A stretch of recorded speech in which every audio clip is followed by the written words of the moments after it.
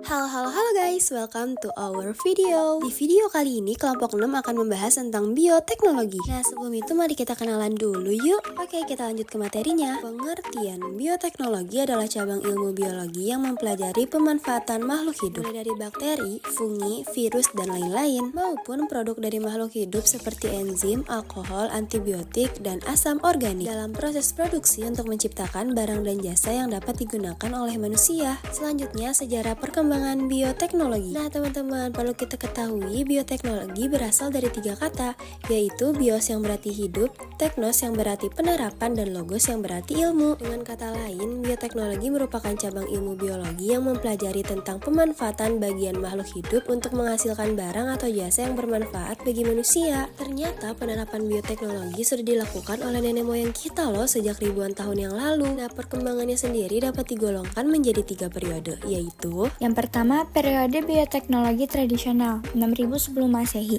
ditandai dengan penggunaan mikroba atau fermentasi untuk pengolahan atau pengawetan makanan dan minuman. Periode ini berlangsung sebelum tahun 1800 Masehi.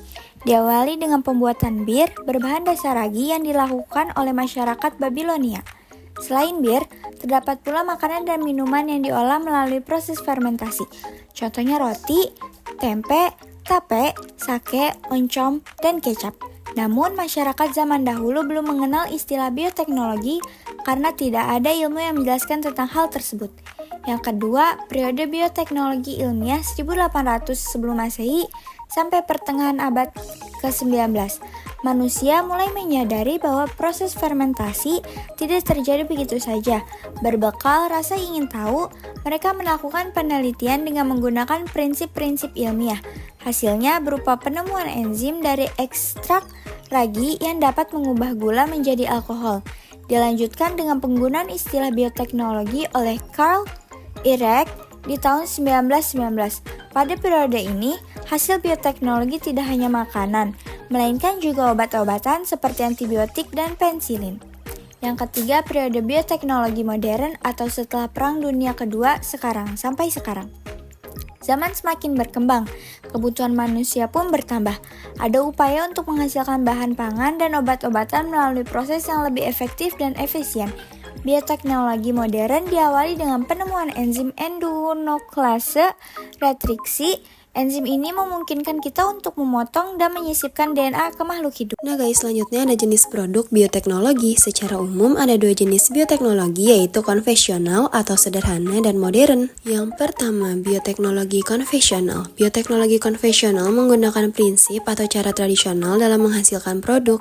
Contoh bioteknologi konvensional bisa kamu lihat dari pembuatan tape dengan menaburkan ragi ke permukaan singkong dan mendiamkannya selama 3 hari. Proses ini memerlukan bantuan mikroorganisme berupa jamur Saccharomyces cerevisiae, jamur Aspergillus sp, dan bakteri Actobacter aceti. Hasilnya, mikroorganisme tadi mengubah rasa singkong menjadi manis dan mengeluarkan aroma yang khas. Yang kedua, ada bioteknologi modern. Bioteknologi modern menggunakan teknologi reproduksi atau rekayasa genetik serta alat-alat yang canggih dalam menghasilkan produk di bidang pangan, kesehatan, bahkan pertanian. Di dalam rekayasa genetik terdapat kombinasi DNA, yaitu proses penyatuan molekul DNA dari 2 spesies yang berbeda yang dilakukan di luar sel hidup.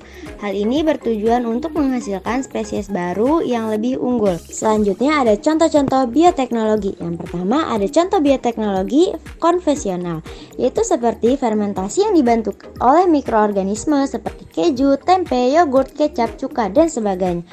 Selanjutnya ada bercocok tanam dengan teknik hidroponik dan sapi jersey yang merupakan hasil mutasi agar dapat menghasilkan susu dengan kandungan krim yang banyak.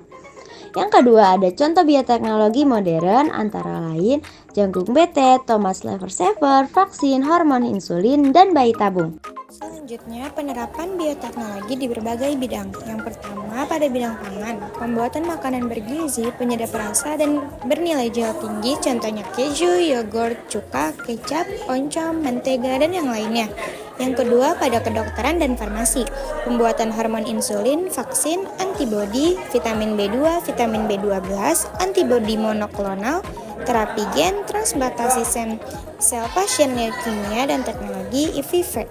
Yang ketiga, ketiga, pada bidang lingkungan, memanfaatkan mikroorganisme ataupun tumbuhan dalam pengolahan limbah sehingga konsentrasinya berada di bawah ambang batas maksimum yang ditetapkan. Proses ini disebut dengan bioremediasi. Yang keempat, pada bidang pertambangan, mengekstrasi logam dari bijinya dengan bantuan bakteri Thiobacillus spheroidescens. Proses ini disebut dengan biohidrometalurgi. Selanjutnya yang kelima, pada bidang pertanian, menghasilkan bibit unggul, tahan lama, serta meningkatkan produksi tanaman dalam waktu singkat di lahan terbatas.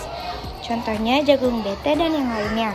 Yang keenam, pada bidang peternakan, meningkatkan produktivitas dan kualitas hewan ternak, membantu melestarikan spesies yang hampir punah, serta menjaga kesehatan hewan dari serangan penyakit.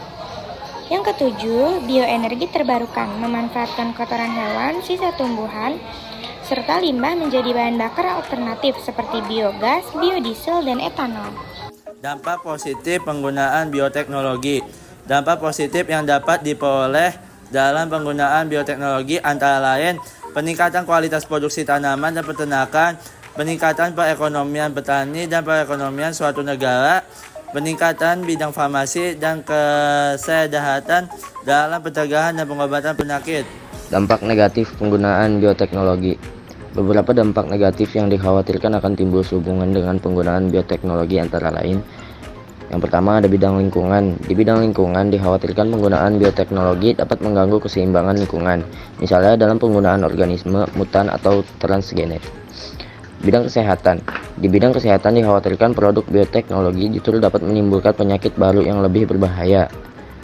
Yang ketiga ada bidang agama. Para agamawan khawatir jika kemampuan manusia menciptakan makhluk-makhluk klonik membuat manusia makin tidak mengakui Tuhan. Bahaya produk bioteknologi. Yang pertama bidang perekonomian. Di bidang perekonomian dikhawatirkan negara-negara maju yang menguasai bioteknologi makin mendominasi perekonomian dunia. Nah teman-teman, ini dia mind map yang telah kelompok 6 buat untuk memenuhi tugas dari materi bioteknologi. Oke, itu dia penjelasan tentang bioteknologi dari kelompok 6. Kurang lebihnya mohon maaf. See you next video. Bye-bye.